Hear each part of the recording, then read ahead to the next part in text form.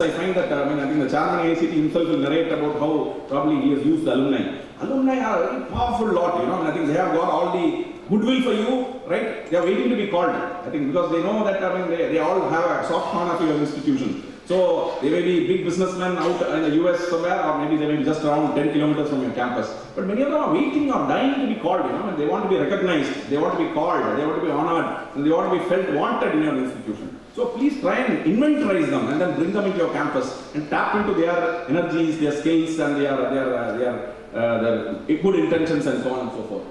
So the local industry, the banks, there are so many people who can be called into your institution, research institution, they can all be tapped for the common benefit. So I would request that create this partnership model in your institution, the supportive environment which will enable all your students and faculty to thrive in this environment. So, if I may say, there are three processes which are very important for the campuses to become entrepreneurial ecosystems. One is an ecosystem improvement process, the other is a competency development process, which I think the policy will talk about, and then an innovation promotion process. Finally, I think you have to reach a stage when I think you're taking entrepreneurship to the next level. Right? So, these are some things which are, about which you can probably think deeply about. So, about the ecosystem enhancement process, as I said, the top management along with the must have a vision about how the institution will embed EDII or entrepreneurship and innovation into its processes, into its teaching process, into its business process, and into its future, right? And then throwing open doors to partnerships with EDII stakeholders. Breaking internal silos. This is very, very important. If an institution has become entrepreneurial, first of all, I think internal silos must cease to exist. The chemical engineering department will not coordinate with the CED. The biotech department believes that the patents that is developed has to be held close to its chest, It will not let it out of the bag to the incubator. So, if this is the way college functions within, then how is it to become an entrepreneurial ecosystem? It will not, right? So, entrepreneurship thrives in partnerships, thrives in networking, thrives in give and take, right? That's how it works. Then, so this breaking down these silos and enabling faculty to see eye to eye with entrepreneurship and innovation is something very important. So next is incentivizing EDI. This is very important. We need to recognize the persons who are doing very outstandingly well, the innovators, the entrepreneurs. They all have to be recognized. So how do we do that? You need to have policies for that. Like for instance, IIT Madras, Anna University, all have these policies saying that if a patent is developed, 40% of the royalties will go to the faculty, and maybe I don't know, maybe about 30-40% can be shared with the other team members, and about 40% may go to the institution. So you will have a clear laid down policy on how patents will be tapped, how patents will be commercialized, right? So you need to have it laid down clearly and announced to your faculty so that they all will believe that, okay, that they also can become entrepreneurs in the organization, right? And walking the talk, this is very important. You may have a vision, but if you have a vision, that must translate into reality. How does it come? You need to have space, you need to have funds, you need to have faculty. So all these resources must be tapped and made available for entrepreneurship and innovation. If you can't spare time for an entrepreneurship facilitator to work with the students, maybe a few hours a week, then how are we going to have entrepreneurship in the campus? So we must have that freedom to work on EDI. And then building an entrepreneur alumni network. This is very important. Survey, please inventorize, then connect and tap into the network. Then training the trainers. See, fundamentally, there needs to be a retraining of some of the faculty, because all the faculty need to be brought on board on why entrepreneurship is very important for all of them. So maybe a very simple one-day program with calling your alumni entrepreneurs to come and talk to you about entrepreneurship and the benefits of entrepreneurship. I'm sure will turn around the thought process of all your faculty. Then very important is to create EDI beehives in your campus, right? There needs to be some kind of a small nodal group within the campus which provides that activity. And what are they? Maybe it could be a small incubator. Incubator need not be a 10 crore job. It can be just a 500 square feet to start with. I think it can be a vanilla space to start with, freedom for people to come and start their own businesses, access the labs, do some testing, call in partners from outside. So if you allow that, maybe slowly you will have 4 or 5 startups in your campus. That 4 will become 40 in no time. So it's a question of only allowing that activity to happen within your campus with legitimacy and with support and recognition. Then finally, hiring top guns. This is very important. I have seen many campuses, which were probably just laid back. But after a couple of top faculty from, say, from very top institutions, either in India or abroad, have come, I think they've changed the way in which the particular department or institution works. You can think of a professor of biotechnology I met in the VIT campus, I think she worked about 40 years in EU as a in some research institutions on biotechnology. She came back here and she set up the research process so much that a lot of her students have actually launched businesses out of biotech patents. So this is something which is very important. I have seen that happen in many other institutions. So bringing in very, very talented people into your campus, even at the cost of paying them a little higher, is very important. I think. Maybe start with one, start with two. There are a number of programs of the government of India like this Ramanujam Fellow, which can be tapped into the Science and Engineering Research Board. SCRB has got a lot of programs. So please use them to bring people back. Many people in the US might currently not wanting to be Trump, want to come back, and spend a few years here, probably here. So you bring them here for a few years, or maybe for 5 years, and then maybe when things are better, maybe they would like to go back. So use this opportunity. And then stop reinventing the wheel. I think you may have your own version, but what I'm trying to say, so many good things are happening. As the chairman AICTE mentioned, you just have to do is to go to some good institutions across this very state. Even in the Chennai town, Chennai city, there are a few places where I think outstanding work is being done. Just walk into those campus, just talk to them, learn from them. A lot of best practices are just there, out there. Please use them to your benefit. You don't have to redo the whole stuff again. And finally, I think the entrepreneurial university is a concept where the university transforms itself into a real business-like, a real organization which actually supports under its huge, I think that, what do you call it, like an alamaram, it supports a lot of growth and life inside its campus, So for that to happen, the institution must become a learning organization where there is delegation, there is autonomy. Unless there is delegation and autonomy, innovation will not thrive. Maybe entrepreneurship might. But innovation will thrive only in diversity, innovation will thrive in autonomy, innovation will thrive in wherever there is freedom and delegation. So you need to loosen out the strings and let people experiment and do their own thing. And then, of course, there will be accountability. But if you do that, I think a lot of this will start flowering. So I will say the startup college or the entrepreneurial university will look like this. The centerpiece is your institution. So beyond, it goes beyond its borders, to connect with the institutions like local industry, MSMEs and large industry. It connects with mentors, retired entrepreneurs, researchers, bankers, etc. Successful entrepreneurs, your own alumni. It connects with students in a big way through the clubs. It gives students the freedom to go and do whatever they want to. Then it connects with the R&D labs, so that maybe some patents which are generated outside can become businesses in your institution, or vice versa. Patents generated in your institution can become businesses outside, right? Whichever way. And then a tech transfer office which probably commercializes your patents in a big way. I have gone to many institutions, like for instance, one of the institutions, I don't want to name them. One university has generated about 170 patents, right? I asked them how many of you have commercialized.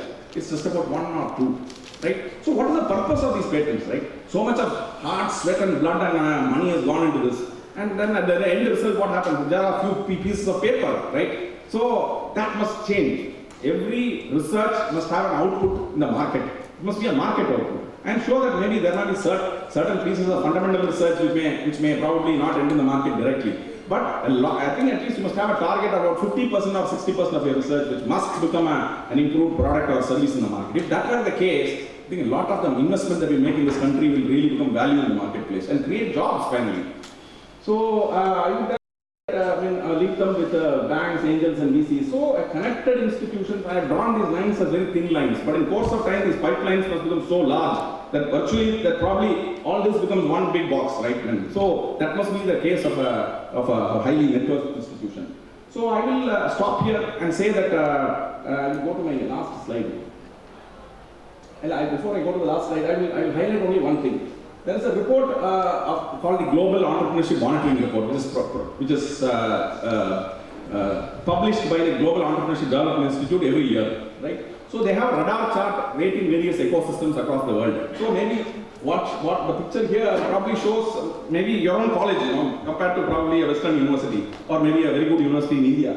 You look at India, how the red one in the middle is India, is the Indian ecosystem. You look at it, we are very weak in opportunity perception, startup skills, risk acceptance, networking and cultural support. So it's pretty bad. So we need to, these are all parameters which can be grown in institutions. Let me make it very clear. Education can transform these parameters and make the ecosystem The outer blue one is the US and the green one is Japan. So there are a lot of things which probably need to be improved, and I'm sure that if this were the macro picture, in each of our micro ecosystems, a lot of these changes can transform our ecosystem in a big way.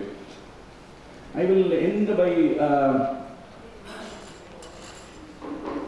so the way forward is probably to celebrate entrepreneurship. I will say celebration of entrepreneurship is very, very important, because if you want something to become an aspiration, the person who you are aspiring to become should be the hero, right? Should be a hero. Entrepreneurs are the real heroes of this country. They are running this country.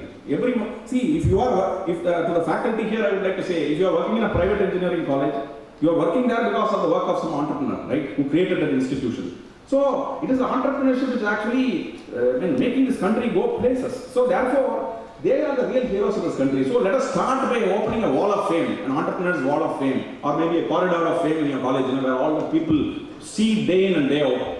You get all those, inventories, all your alumni have hit it big, and let all their names figure there. You call them once in a year and honor them, and then let them make inspiring speeches to your students and contribute in whatever way they can. So this celebration is very, very important. So I would say the starting point immediately is to celebrate them. I think maybe to recognize them and then call them into your institutions, and I'm sure that they will do a lot more than what you ever dream of. And so I was just yesterday trying to find out what Anna University has produced. It's very interesting. In fact, I used this Crunchbase, which is a good database of all startups that are happening around the place. So I ran out of space in the slide and it was a little late in the night, so I thought I'll shut down. There are about 42 of these companies in the recent past which have floated out of Anna University with little facilitation what probably Dr. Vikumar and his company is doing. I think. So they're doing a great job. But there are 42 startups out there. Look at that, I think. So I'm sure that every one of our institutions, they are able to generate about 5 or 6 startups. Some of them doing outstandingly well. Look at this case. Many of you must have heard about this apartment Adda. It's an apartment ERP which is out there on the cloud, which people, any apartment complex in anywhere in the world can use for improving the way in which they work. So there are very, very outstanding. The IMMI is a cardiology-based equipment which actually detects and supports people with heart attacks, to save their time, the critical hour or whatever I call it. So a lot of very, very outstanding work. SP Robotic works on robotics for kids, and very interesting. So a lot of very, very diverse startups are floated out of Anna University. So I'm sure that if I do research, every campus will have its heroes floating out there. So it's for you to find out who they are and then bring them back to the campus and then create that critical mass for growth of these. So I will end by saying, so can you prepare all the top management here who are assembled here, prepare a roadmap for a 10-year roadmap based on the startup policy, and how from an institution you grow into an ecosystem, right? An E&I ecosystem within the college, right? You create an ecosystem. And then into a regional ecosystem. See, finally, the colleges must also see that you exist in a camp, in an environment, right? You have, if RMK college is in Gumdi, you have a SIPCOT industrial complex around you, right? So you are there for a purpose. So how do you make yourself relevant to the industries around you? And that may be a great growth that you may see through this collaboration that you can establish with the industries around you, or with the agriculture around you, or whatever kind of economic activity that goes around in your neighborhood. So this is what. So I would also say this journey must also be marked by some kind of a thought about where are we headed, right? So we must have a clear, I think, signpost out there saying that this is where I want to go, get to. So we must have a clear set of outcome indicators that will probably guide us. So in that small book of ours, we have actually listed some indicators. It is for you to modify them in whatever way you may please. Like say, number of startups being incubated within the institution, seed capital grants that you have probably arranged for your startups, current employment by enterprises under incubation, current gross turnover of the enterprise under incubation graduated. So these are some of the indicators which will tell you where you are headed. Number of patent families which you have filed in more than 2 offices, number of patents that have been incubated into enterprises, number of patents licensed to external industry. I am telling you, some of these are not very difficult stuff. The other day I visited this translational research platform on veterinary biology, which is a Tamil Nadu Veterinary University outfit, which is somewhere close by in Madhavaram. So they have actually, they earn about something like 20 lakhs every year by licensing their vaccine technology and diagnostic kit technology. They are licensed to the private industry. So it can be also possible that the innovator and entrepreneur can be 2 different people. It may not be the same person, right? But they have made a business out of it, right? They have not wasted the hard work that has gone into generating that IP. Then maybe say number of MSMEs that are being assisted correctly in problem solving and technical support. Industrial consultancy turnover last year. So these are some of the outcome indicators that you can aspire for, and because this will provide the basis for of your activity and guide you and where you are headed. You can modify this. And this is out of some limited discussions we had, so obviously it lends itself to a lot of innovation. I will end by saying what Jeff Immelt, the chairman of General Electric, says about moving his headquarters to Boston. He is the GE was headquartered in Connecticut. He says cultural and attracting the right talent are why we are moving from suburban Connecticut to downtown Boston. It's an ecosystem made by and for innovation. In Boston, we can be challenged by a doctor from Massachusetts General Hospital or a student from MIT. We need to be in this environment. So you look at it's a 250-year-old institution, no doubt about that. But then the point I'm trying to say is that today, institutions can be so powerful that can move the world's second or third largest corporation from its roots and shift it to another place, right? That's the power of an educational institution. So I would like to end by saying that your institutions also can play a role which is similar to what is happening out there. And the problems which are looking at it, and let me again end by saying high tech need not be all those rarefied stuff which is happening there in Boston or maybe in UK or something. It can be very local. Right? Like I think there are some successful startups out there in Coimbatore, which I don't know which college, I think Kumaragu or maybe I don't know, the Kungu Engineering College. They are working on agriculture, right? I think about how water can be, about control of irrigation, which is irrigation of various crops, using microcontrollers and using fertilizers, controlling fertilizers and so on and so forth, using very simple microcontrollers. There will be very small issues which are out there in the local, precision farming and so on and so forth. So it is for you to guide them and then provide them the opportunities to see this kind of transformation happening. So with these few words, I will end my presentation and request the chairman AICTE and Mr. Inauguration to make their presentation. Thank you.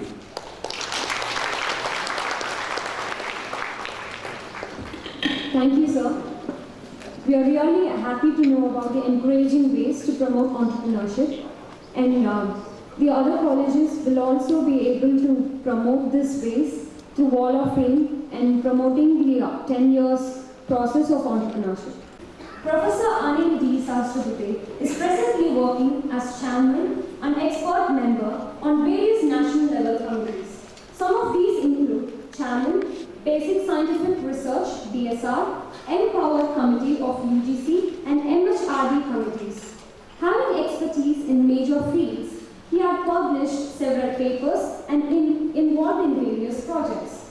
NSS KVIC project for developing rural technologies, Virtual Lab project,